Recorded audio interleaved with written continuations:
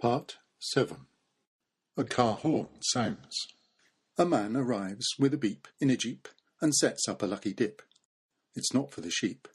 This job is a snip for Ed Meacher. Lucky Dip Ed is a teacher. Good day for a dip, quips Edna from Hants. It could be a giggle, she says to her friend with a wiggle. We've got the best chance. Just can't go wrong. Your lucky pants, my lucky dip thong. Lucky Dip Ed looks at her thighs and sighs. A shout in the street. Standing proud in the crowd, there's a loud check shirt on a short man. Off the cuff comes a shout to the girl in the skirt. Give us a twirl, let's have a peek. The short man's wife gets short and shirty and gives him a dirty look for his cheek. It leaves a long smear, then gives him a flea in the ear. I don't care for your tone, she says with a sneer, and he's quick to back off and button his lip. Sorry, dear. As it wheezes to a stop, there's a scramble for the tram, and a group squeezes on. There's a jam, and a giggle, and the hint of a wiggle. The short man in the loud shirt tries to blend with the crowd, ascend with the crowd. But his wife, sharp as a knife, cuts through the scrum and seizes his sleeve, then his arm, which goes numb. We'll sit below. On you go. Sorry, dear, I was carried along with the tide. Carried away, more like, and not with the tide, says his wife.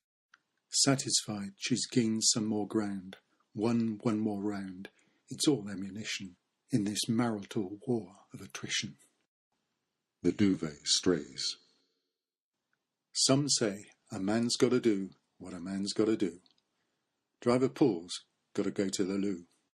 It's Pauline again. We'll be off in a mo. Paul's just had to go for a comfort break. It won't take 2 shakes. Don't worry, I've prepared for just this situation. It's my final recitation.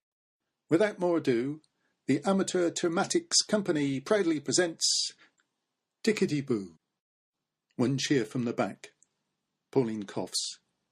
2 people get off. It's got legs, says Jane, intently staring, glaring at her jeans. What do you mean, I say? It's not so rare for jeans. One left, one right. It makes a pair. No, look, that speck. Is it a tick? I'd better check. She quickly sticks the ticky shape in sticky tape. There's another, but bigger. The bugger, I'll stick that too. There, that's 2 ticks stuck. A thought's just struck. What luck, we're invited out tonight. That's right, we're due at 6. We'll take the ticks. I think we'd better stick to cake, not 2 ticks stuck in tape. Look, they live in the sticks, so they know they're ticks. They don't need specs to tell if a speck is a tick or a fleck. Hold on a tick or two. I don't want ticks in my pocket. My legs will itch, even though they're stuck in tape. The ticks, that is. Look, I found a plastic pot with a lid. It's from Lidl. You're lucky to find a lid from Lidl that fits that pot. This classic plastic pot will do the trick. That's right. Just stick the ticks in tape in there, and Lidl's lid'll keep 'em tucked up tight. Footsteps. Right, looks like Paul's coming back. That's it for today. Is that okay with you all? Silence. Eyes glaze. Some look down at their feet. Pauline coughs, her gaze turned to the street. Street life. Bill stickers. Persecuted, sought but uncaught, neither collared nor cuffed, unprosecuted. Life on the streets has been fraught, taught him to be tough, cope with the rough and the tumble. He's learned not to grumble, learned to have fun. He's still on the run. Roofless and toothless, he hums as he gums up a poster, a right roller coaster, a film at the Rex. The rating is X. 6 quid. Not much sex, but squalor and squalls, and maritime brawls, with belching, squelching squid. Half price in the stalls, 3 quid. No kids, but pensioners free. A last chance to see 20,000 legs under the sea. A dog barks. A dog parks himself, then scratches an itch. It's Hooch. On his own, he's looking for Mitch. After a mooch on the beach, he's reached a dead end.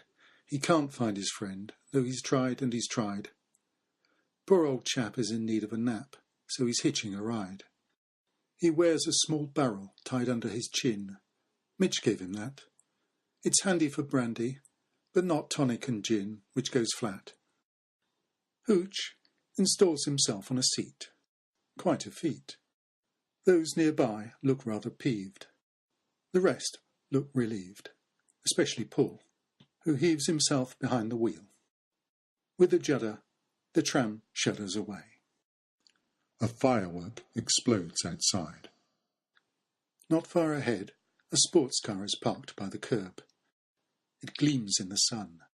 It's superb. Silver blue paint, white stripe, chrome exhaust down the side. With clear pride, a man with a scarf wipes a smut from the wing, then gets in. By now, the tram's alongside. Paul gives an admiring grin. Ignition. The explosion rips through the car, which is hurled in the air. Red fire not scorching, but utterly torching the tram. Everything's charred. A feather drifts and lands on his nose. I'm deafened. I blink. I'm back in the shop, I think. But it's not as before.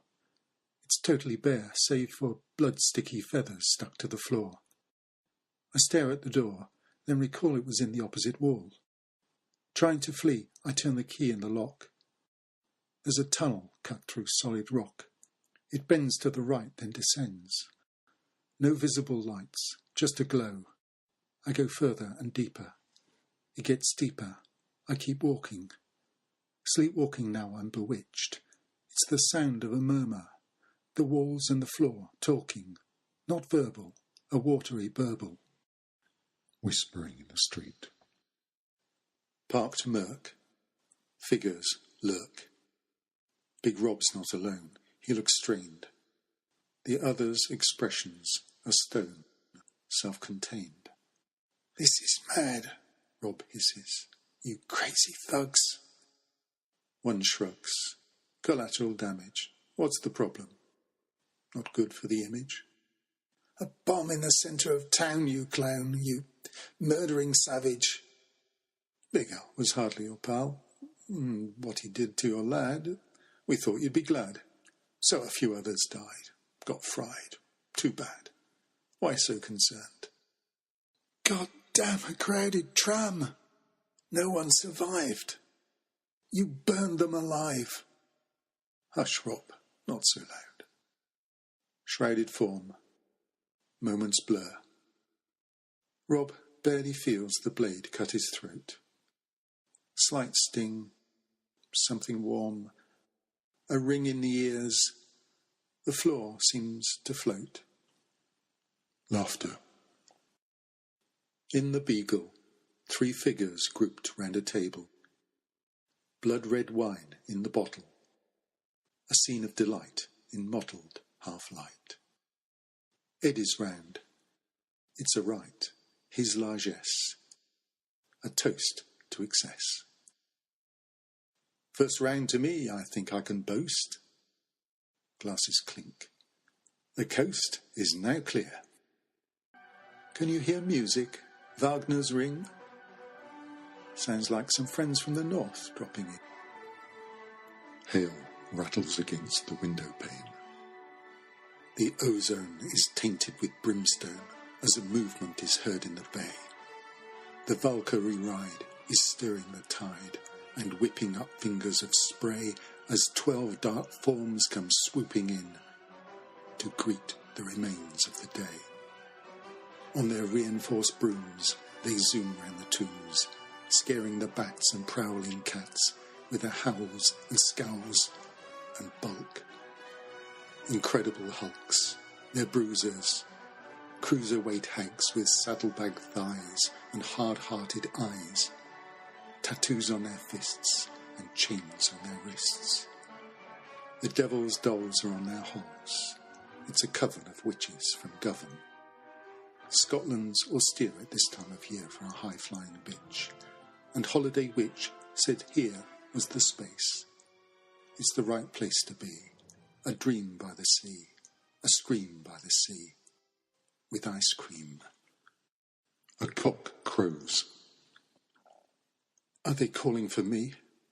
Am I trapped underground in these rocks with this stream all around? Does it run to the sea? Can I get free? It crows twice more. Dream time destroyed. Unspoken balance broken. Scream time. Then the void. Pale light through the curtain.